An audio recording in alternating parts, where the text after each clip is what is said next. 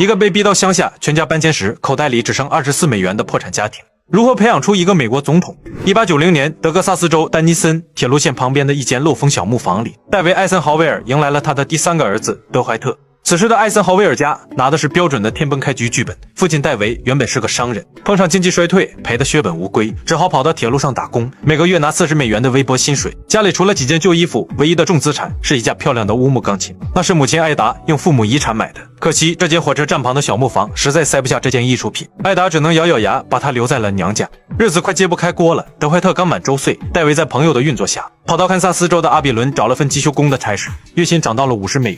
于是全家老小拎着行李坐上了开往阿比伦的火车，下车一摸口袋，全家人的流动资金仅剩$24。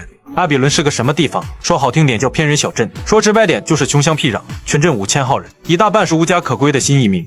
夏天40度，倾盆大雨能把街道泡成泥潭，冬天零下20度，飓风时不时就掀飞几块屋顶。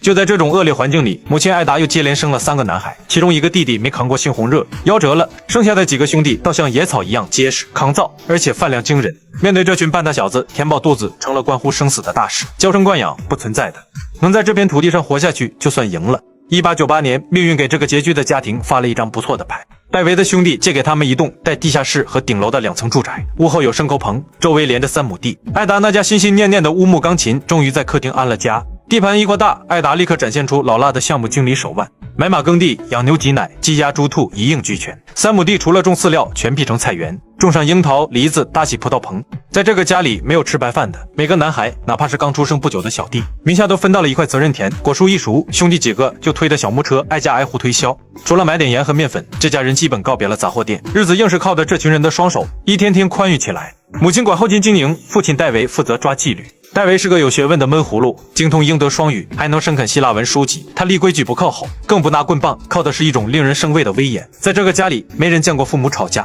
连提高嗓门争论的画面都没出现过。原因非常简单粗暴，戴维拍板，艾达接受，全家人照办，没有讨价还价的余地。每天清晨5点，男孩们轮流爬出被窝，声望炉火，准备早餐。中午再把饭盒送到父亲打工的厂里。到了晚上，一家人洗刷完毕，围坐在一起读圣经。时间一到，戴维默默站起身，走到墙边，给那座老钟上发条。发条声一响，全家心领神会，这是睡觉的集结号。不用废话，全体闭嘴休息。这套非典型的父母双打模式，硬生生把这群乡下小子训练成了执行力强悍的队伍。他们不仅学会了种地做饭，更把规矩2字刻进了骨子里。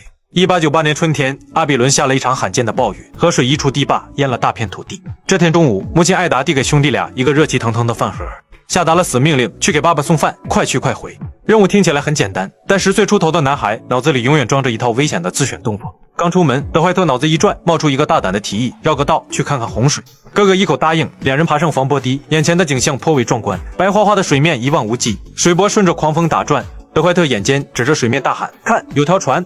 那是条又脏又破的无主废船，连桨都没有。这下送饭的任务被彻底抛到了九霄云外。兄弟俩随便捡了块破木板当桨，跳上小船，迎着泥水漩涡逆流而上，边滑边笑。路过的其他野小子看得眼馋，也纷纷往船上挤。超载的废船很快迎来了他的宿命。一阵狂风卷着水浪砸过来，船身猛地一歪，倒扣进水里，一群熊孩子瞬间落水，哭喊声乱成一团。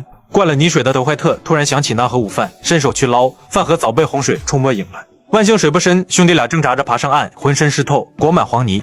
两兄弟望着空空如也的双手，低着头拖着灌水的腿往家挪。刚到家门口，迎接他们的不是庆幸死里逃生的拥抱，而是母亲2道凌厉的目光。这位平时带着大家唱圣歌、温和慈善的母亲，此刻出奇的冷静。母亲表示去后门廊把衣服脱了，兄弟俩乖乖照办。艾达转身去院子里砍了一根结实的佛树条，接着是一顿毫不留情的抽打。多年后，这位统领100万大军的将军回忆起这顿打，只留下一句叹息：我们永远不能忘记那次洪水。这顿打的逻辑清晰可见，哪怕你刚从鬼门关爬回来，但越过了底线，违背了嘱托，就必须承担切肤之痛。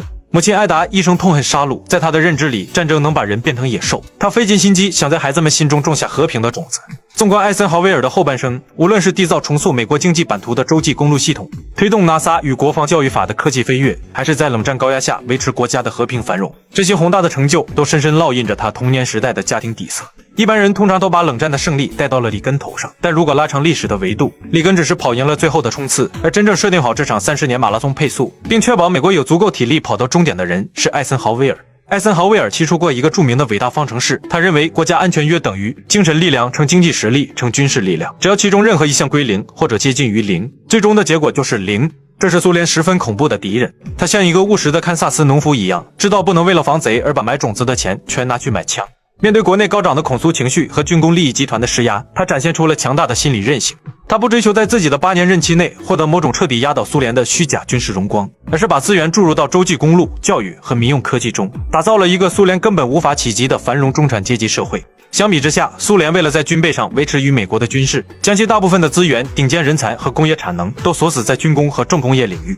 这种畸形的资源配置导致了民用经济、轻工业和农业长期失血。到了冷战中后期，苏联虽然拥有庞大的核武库和装甲集群，但国内民众连基本的日用品排队都难以买到。这种严重的结构性失衡导致经济停滞，最终掏空了苏联的国力，使其在80年代后期无力再支撑下去。就像艾森豪威尔小时候的那顿毒打，任何东西都是有一个度的，一旦越过就必须承担切肤之痛。苏联面对最强大的对手不是杜鲁门，也不是肯尼迪或者尼克松，更不是里根，而是艾森豪威尔。